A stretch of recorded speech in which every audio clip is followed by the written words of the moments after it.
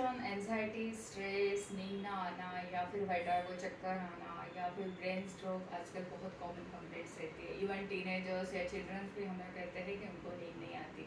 लेकिन क्या ऐसे सब पेशेंट में नींद की गोलियां लेना चाहिए, अल्ट्रासोलम या फिर ड्रग्स या फिर साइकेट्रिक ड्रग्स आप लेते हैं तो क्या ये अच्छी बात है? नहीं, ये बिल्कुल अच्छी बात नहीं है। आपको ऐसी दवाइयाँ बिल्कुल नहीं लेनी चाहिए, क्योंकि इससे बॉडी का रेजिस्टेंस पावर डाउन होकर थोड़े ही दिनों में इंटरनल ऑर्गन्स पैरालाइज होना शुरू हो जाता है। किडनी, लिवर पे इसका बहुत बुरा असर हो सकता है।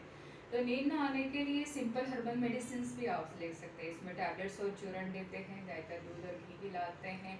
फोरहेड पे और माथे पे डेली गाय का घी लगाने के लिए देते हैं। नेचुरल ड्रॉप्स आलमंड ऑयल के डेली 5 to 10 डेली डालने के लिए कहते हैं। ऐसे पेशेंट्स में पंचकर्म किया जाता है, नसम, शिरोधरा, बस्ती ट्रीटमेंट किया जाता है। डिटॉक्सिफिकेशन के लिए वोमन विरेचन ट्रीटमेंट दिया जाता है। और थोड़े ही दिनों में ऐसे पेशेंट डिप्रेशन